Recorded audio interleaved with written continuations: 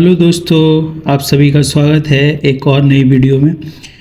तो जैसा कि मेरे कमेंट सेक्शन में बहुत ही लोगों का ये प्रॉब्लम आ रहा था कि मेडिकल स्टैंडर्ड जो है उनका कौन सा पोस्ट के लिए वो सूटेबल हैं, यदि उनको कोई प्रॉब्लम है, यदि फिजिकल कोई प्रॉब्लम है तो वो किस मेडिकल स्टैंडर्ड के अंदर आ रहे हैं।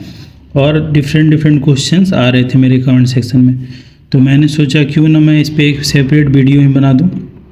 और इस वीडियो में हम लोग डिस्कस करेंगे कि आरआरबी जेईई 2024 का जो मेडिकल प्रोसेस था वो आरआरबी जेईई 2018 वाले मेडिकल प्रोसेस से थोड़ा डिफरेंट था। मैंने अपने जोन में भी पता किया और भी किसी जोन में मैंने पता लगाया, तो इस बार का जो मेडिकल प्रोसेस था पिछले बार के मुकाबले कुछ चेंज है उसमें, जिससे स्टूडेंट को लॉस भी हो रहा है, कहीं कहीं पे प्रॉफिट भी हो रहा है। तो आप अंत तक इस वीडियो के बने रहें। आपको यदि पता करना है कि क्या चेंज आया है मेडिकल प्रोसेस में, ताकि आप लोगों भी जब मेडिकल कराने जाओ तो आप लोगों को इसकी जानकारी हो और आपको कोई प्रॉब्लम ना हो। तो सबसे पहले हम लोग डिस्कस करेंगे कि कौन कौन सा मेडिकल स्टैंडर्ड है किस किस पोस्ट के लिए, चाहे वो सिविल का पोस्ट हो, मैकेनिकल का पोस्ट हो या इलेक्ट्रिकल का पोस्ट हो, इलेक्ट्रॉनिक्स का हो या सीएस का हो। सारे पोस्ट के बारे में हम लोग आज डिस्कस करेंगे। मेनली जो आरआरबी जेईई है वो 3 कैटेगरी के अंदर सारे पोस्ट को डिवाइड करती है, A3, B1 और C1। और इसका अलग अलग क्राइटेरिया है कि आप किस क्राइटेरिया में लाई कर रहे हो, उस अनुसार आप मेडिकल स्टैंडर्ड यदि आपको पता रहेगा तो आपको प्रेफरेंस भी डालने में आसानी होगी, क्योंकि प्रेफरेंस से रिलेटेड ही जो मैंने अभी बताया था कि चेंज हुआ है। तो जो आप प्रेफरेंस डालोगे उसके अनुसार आपको पोस्ट अलॉट होता है। लेकिन इस बार जो प्रोसेस हुआ वो कुछ और डिफरेंट था, वो मैं आगे की वीडियो में आगे डिस्कस करूँगा। तो अंत तक वीडियो को बने रहें।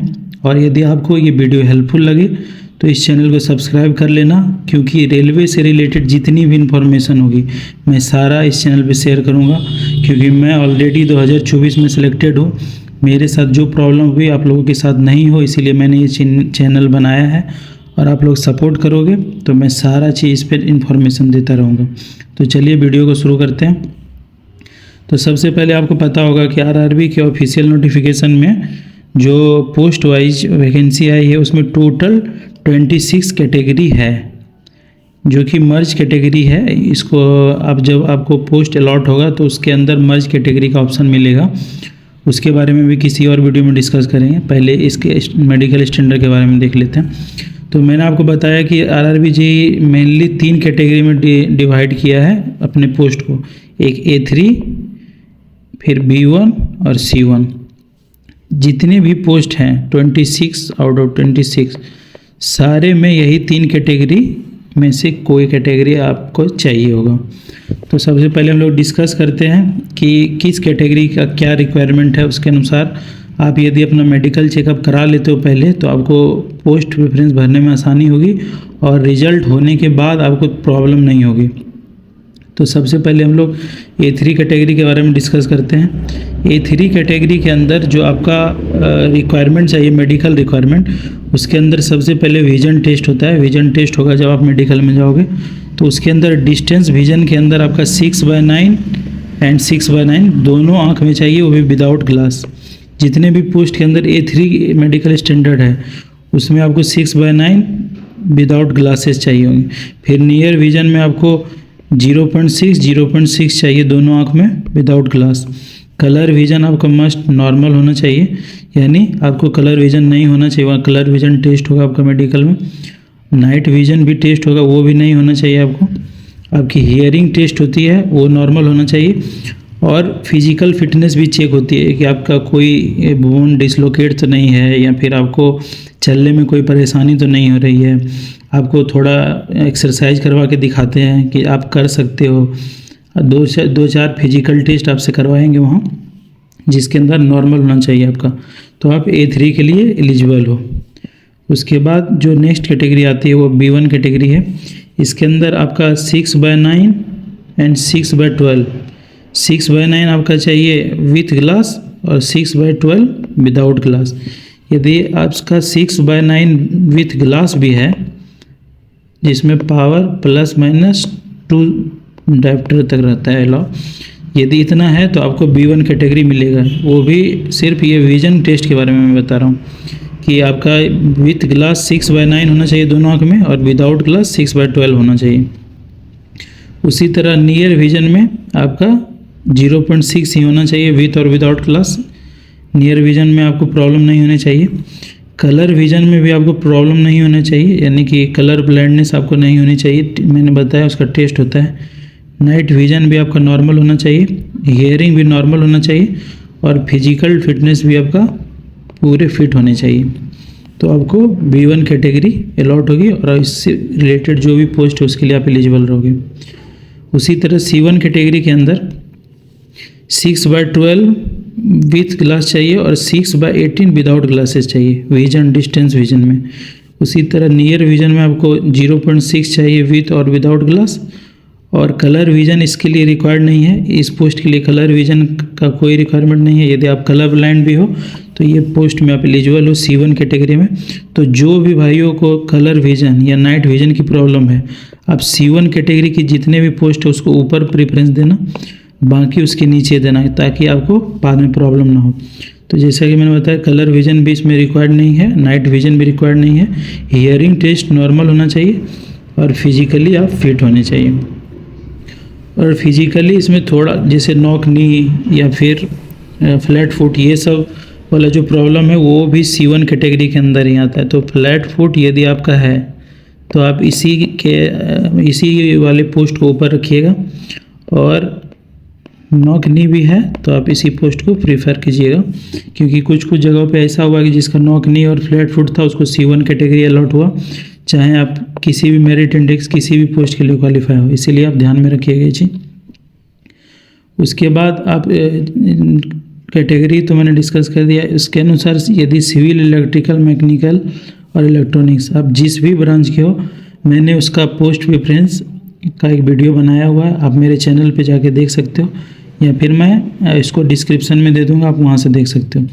आप उस अनुसार पोस्ट प्रेफरेंस भर देना और मेडिकल चेकअप एक बार करा लेना पोस्ट प्रेफरेंस भरने से पहले, क्योंकि मैं बताता हूँ रीज़न, अब आपको प्रॉब्लम हो सकती है बाद में। तो मैं डिस्कस करता हूँ कि क्या चेंज हुआ मेडिकल प्रोसेस में जो 2018 वाला RRB JEE के अंदर नहीं था और 2024 वाले RRB JEE के अंदर ये है। तो सबसे पहले आप लोगों को पता होगा कि क्या होता है कि जब आप CBT 1 क्वालिफाई करते हो, CBT 1 क्वालिफाई करने के बाद CBT 2 जब आप क्वालिफाई करते हो तो आपको बुलाया जाता है मेडिकल और DV के लिए।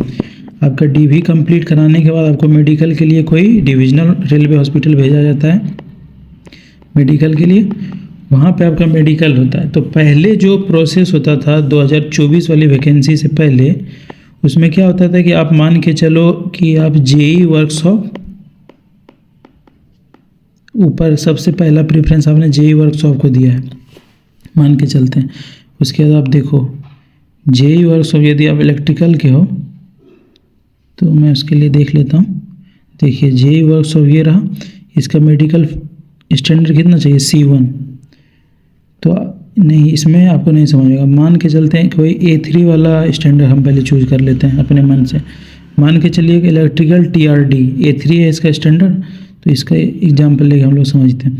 मान के चलिए आप CBT 1 CBT 2 क्वालिफाई कर लिया आप लोग, और आपका मेरिट इंडेक्स जो बनता है CBT 2 के बाद वो इतना है, मान के चलो 840 है आपका, ठीक। आप सारे पोस्ट के लिए क्वालिफाई, मान के चलो सारे पोस्ट के लिए क्वालिफाई हो, लेकिन आपका जो पोस्ट प्रेफरेंस में सबसे ऊपर है वो कोई A3 वाला पोस्ट है। जैसा कि मैंने बताया A3, मान के चलो TRD का पोस्ट आपका ऊपर है। तो पहले क्या होता था कि आपका मेडिकल जब होगा तो मान के चलो कि आपका A3 नहीं आया, आपको मिला B1 कैटेगरी।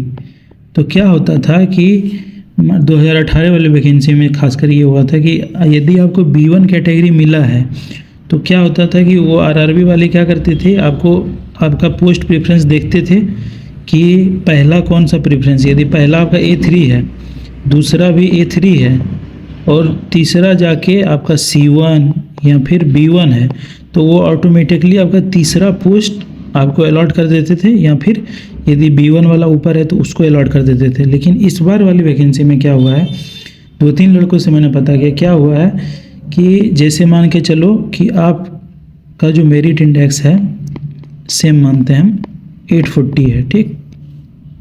840 मेरिट इंडेक्स है और आपका पोस्ट प्रेफरेंस आप मान के चलो A3 वाला पोस्ट प्रेफरेंस सबसे ऊपर है और आप इसके लिए क्वालिफाई भी हो, क्योंकि मेरिट इंडेक्स मैंने बताया सारे पोस्ट के लिए आप क्वालिफाई हो। तो A3 स्टैंडर्ड का पोस्ट आपका है TRD। तो जो मेडिकल हो रहा है वो पोस्ट पहले से अलॉट करके TRD के लिए ही मेडिकल कराया जा रहा है, यानी कि यदि TRD के मेडिकल स्टैंडर्ड जो कि A3 है इसमें आप क्वालिफाई नहीं करते हो तो आपका पैनल में नाम नहीं आएगा और आपको फिर से री मेडिकल के लिए बुलाया जाएगा। ऐसा भी मैंने सुना है, कुछ लड़कों के साथ ऐसा हुआ है, इसीलिए मैं आपको बता रहा हूँ। और उसके बाद री मेडिकल में आपको जाना होगा फिर से, या फिर ये कर सकते हैं कि ये पैनल में आपको नाम नहीं आएगा, फिर आपके मेडिकल स्टैंडर्ड के अनुसार हो सकता है आपको फिर से बाद में सेकंड पैनल में पोस्ट अलॉट हो। क्योंकि कोई यूट्यूब पे ही कोई टीचर है, उन्होंने RTI करके ये पता कराया था कि ऐसा ही प्रोसेस चल रहा है। तो आपको और भी सावधान होने की ज़रूरत है, क्योंकि आप जो भी पोस्ट प्रेफरेंस भर रहे हो वो आप ये सोच समझ के भरना कि आपका मेडिकल स्टैंडर्ड कौन सा है, क्योंकि आपको पोस्ट अलॉट होने के बाद उसी पोस्ट के लिए मेडिकल कराया जा रहा है। यदि मान के चलो आप A3 के पोस्ट पे एलिजिबल हो, मेरिट इंडेक्स आपका आ रहा है, तो आपका जो टेस्ट होगा मेडिकल वो A3 के लिए ही होगा। और यदि आप इसमें नहीं पास हुए आप A3 मेडिकल स्टैंडर्ड, तो फिर आपको डिले हो सकता है। ऐसा नहीं है कि आपको नहीं होगा, पोस्ट नहीं मिलेगा, लेकिन आपको डिले होगा और फिर ज़्यादा परेशानी होगी आपको।